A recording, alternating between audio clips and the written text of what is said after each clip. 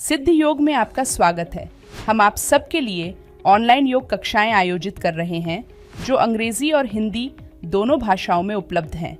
हम प्रत्येक दिन सुबह 5 बजे से रात 10 बजे तक 12 अंग्रेजी और 4 हिंदी की कक्षाओं के साथ आपके लिए उपस्थित हैं, ताकि आपको प्रत्येक दिन सही समय पर योग का अभ्यास करने में सुविधा हो।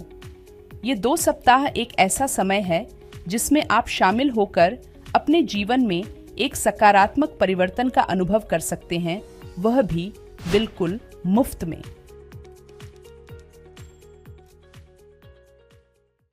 दोस्तों, क्या आपकी बॉडी बहुत ज़्यादा स्टिफ है?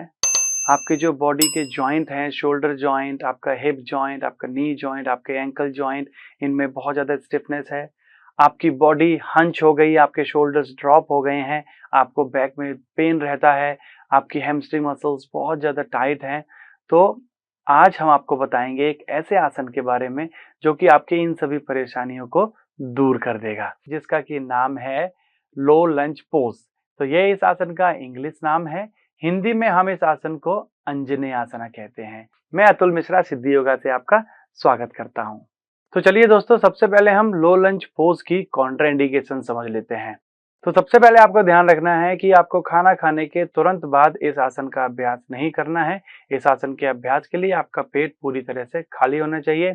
साथ ही साथ अगर आपको सर्वाइकल की प्रॉब्लम है या फिर आपको हाई ब्लड प्रेशर या लो ब्लड प्रेशर की प्रॉब्लम है, तो आप लोगों को अपने डॉक्टर से सलाह लेने के बाद ही इस आसन का अभ्यास करना है।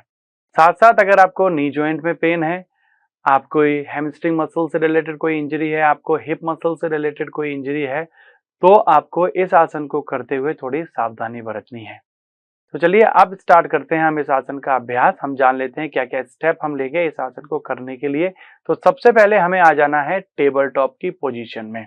तो आप अपनी बॉडी को टर्न करते हुए अपनी मैट पर इस तरीके से आपको टेबल टॉप की पोजीशन में आ जाना है। दोनों पैरों में गैप रहेगा। जितना गैप आपके दोनों घुटनों में है उतना ही गैप आपके दोनों हाथों के बीच में रहेगा। हाथों की उंगलियां पूरी तरह से खुली हुई रहेंगी। इसके बाद आपको अगर नी से रिलेटेड कोई इंजरी है तो आपको ध्यान रखना है कि आपको बिना मैट के इस आसन का अभ्यास नहीं करना है, आपको मैट के साथ ही करना है। साथ ही साथ जब आप मैट के साथ इस आसन का अभ्यास कर रहे हैं तो आपको कोई भी सॉफ्ट चीज अपने घुटने के नीचे रख लेनी है। तो ध्यान रखना है दोस्तों, किसी भी सॉफ्ट चीज को, आपके घर पर कोई भी पिलो अवेलेबल हो या कोई भी ब्लैंकेट हो, उसको आपको अपने घुटने के नीचे रख लेना है अगर आपको नी से रिलेटेड कोई इंजरी है या फिर आपको नी में पेन होता है। तो आपके घुटनों को सेफ रखने के लिए ये बहुत ज्यादा जरूरी है। इसके बाद हमें अपने दाएं पैर को आगे लेके आना है अपने दोनों हाथों के बीच में। तो यहां से हमें क्या करना है कि पहले हम जो है अपने अश्व संचालन आसन की पोजीशन में आएंगे, उसके बाद हम अंजनी आसन में जाएंगे। तो पहले अश्व संचालन करने के लिए हम क्या करेंगे, हम अपने दाएं पैर को आगे की तरफ अपने दोनों हाथों के बीच में इस तरीके से लेके आएंगे। अगर आप इस तरीके से अपने पैर को आगे नहीं ला पा रहे हैं तो आप अपने दाएं हाथ को ऊपर उठा के दाएं पैर को आगे लेके आ जाएंगे। तो इस तरीके से सबसे पहले हम लोग आ गए हैं यहाँ पर अश्व संचालन आसन की पोजीशन में। सो जो अश्व संचालन आसन है वो अंजनेय आसन की प्रिपरेटरी प्रैक्टिस है। आपको पहले अश्व संचालन आसन का अभ्यास करना है, उसके बाद आप अंजनेय आसन का अभ्यास बहुत ही आसानी से कर पाएंगे। तो इस तरीके से पोजीशन लेने के बाद आपको क्या करना है, आपको 2 ब्लॉक्स ले लेने हैं, क्योंकि कुछ लोग जो है वो अपने हाथों को नीचे नहीं रख पाएंगे, उनकी हैमस्ट्रिंग मसल बहुत ज्यादा टाइट होगी, हिप मसल्स बहुत ज्यादा टाइट होगी। तो आपको इस तरीके से ले लेना है। फिर आपको क्या करना है, ब्लॉक्स को धीरे धीरे पीछे करते हुए आपको अपनी बॉडी को सपोर्ट से सीधा कर लेना है। तो सबसे पहले हम इस पोजीशन में आ जाएंगे। ये आपको अपनी बॉडी को सीधा करना है। तो जितना आप अपनी बॉडी को सीधा करते जाएंगे उतना ही आपके हिप जॉइंट पर प्रेशर पड़ेगा, जिसकी वजह से आपके हिप जॉइंट लूज होते हैं, उनकी फ्लेक्सिबिलिटी और मोबिलिटी बढ़ती है। साथ ही साथ आपकी ग्लूट्स को भी अफेक्ट करता है, उसकी फ्लेक्सिबिलिटी को बढ़ाता है, आपकी हिप मसल्स को बहुत अच्छा स्ट्रेच देता है। साथ ही साथ जो आपकी राइट हैमस्ट्रिंग मसल्स है वो स्ट्रेच हो रही है और आपकी लेफ्ट हैमस्ट्रिंग मसल्स है वो कॉन्ट्रैक्ट हो रही है। आपका राइट हिप जॉइंट जो है वो स्ट्रेच हो रहा है। और यहाँ अगर आप पिछले पैर पर ध्यान दें तो आपकी लेफ्ट थाई मसल्स जो हैं वो भी स्ट्रेच हो रही हैं। तो ये आपकी लोअर बॉडी को ओवरऑल स्ट्रेच और कॉन्ट्रैक्शन दोनों ही देता है, जिससे जॉइंट्स की फ्लेक्सिबिलिटी और इलास्टिसिटी दोनों ही बहुत अच्छी हो जाती हैं। तो जितना हो सके आपको अपनी बॉडी को सीधा करना है। तो ये पहला स्टेप है इस आसन को करने का। दूसरे स्टेप में जब आप स्टेबल हो जाते हैं, धीरे धीरे इस तरीके से आपको अभ्यास करना है कुछ दिन के लिए। जब इस अभ्यास में आप कंफर्टेबल हो जाते हैं, आपको बहुत ज्यादा पेन नहीं हो रहा है, तब आप दूसरे स्टेप पर जा सकते हैं। आपको अपने दोनों हाथों को अपनी कमर के पीछे, यानी कि आपके दोनों हाथ के जो अंगूठे हैं वो आपकी स्पाइन के दोनों तरफ इस तरीके से सपोर्ट देते हुए आपको हल्का सा चेस्ट आउट करना है और अपने शोल्डर्स को पीछे की तरफ, ये आपको शोल्डर्स को पीछे की तरफ खींचना है और चेस्ट को बाहर की तरफ। तो इस तरीके से जब आप इस आसन का अभ्यास करते हैं तो ये आसन जो है क्या करता है, आपकी रिब्स को स्ट्रेच करता है, आपकी चेस्ट को एक्सपेंड करता है, जिसकी वजह से आपकी लंग्स कैपेसिटी बढ़ जाती है, आपकी श्वास प्रश्वास जो है वो बहुत अच्छी हो जाती है। तीसरा, आपको क्या करना है कि यहाँ जब आप थोड़े दिन का अभ्यास करेंगे, फिर उसके बाद जब आप इस आसन में कंफर्टेबल हो जाते हैं, बैलेंस अच्छा हो जाता है, क्योंकि कुछ लोगों को बैलेंस के लिए भी स्ट्रगल आएगी इस आसन के अभ्यास में। तो आपको पहले बैलेंस अच्छा बना लेना है। अगर आपका बैलेंस नहीं बनना है तो आप एक हाथ को ब्लॉक पर रखेंगे और एक हाथ को आपको ऊपर की तरफ उठा के इस तरीके से इस आसन का अभ्यास करना है। इसी तरीके से आप अपने हाथों की पोजीशन चेंज कर सकते हैं। इस तरीके से आप इस आसन का अभ्यास कर सकते हैं। बाएं पैर के अंगूठों और उंगलियों को आप अंदर भी रख सकते हैं, बाहर भी रख सकते हैं। अगर आपको बैलेंस के लिए स्ट्रगल करना पड़ रहा है, बहुत हार्ड हो रहा है बैलेंस करना, तो आप अपने पीछे वाले अंगूठे और उंगलियों को अंदर की तरफ रखेंगे, जिससे कि ग्रिप मिल जाती है और आपका बैलेंस अच्छा होता है।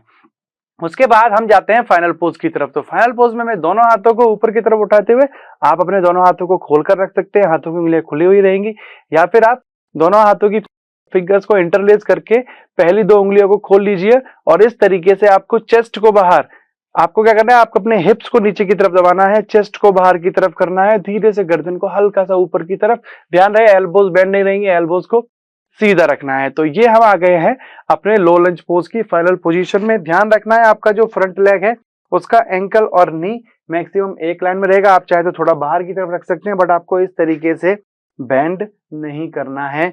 अगर आप इस तरीके से आसन का अभ्यास करते हैं तो आपके नी जॉइंट में इंजरी आ सकती है, नी पेन आपका बढ़ सकता है। तो ये आपका हो गया फाइनल पोज। इस तरीके से वापस आने के लिए आप धीरे से ब्लॉक पर हाथ रखिए, फिर अपने हाथों को नीचे रखिए और धीरे से अपने पैर को हम लोग जो है वापस ले जाएंगे। तो जिस तरीके से हमने अपने दाएं पैर से किया उसी तरीके से हम बाएं पैर से इस आसन का अभ्यास करेंगे। तो हम बाएं पैर से करते हैं इस आसन का अभ्यास हर स्टेप के साथ।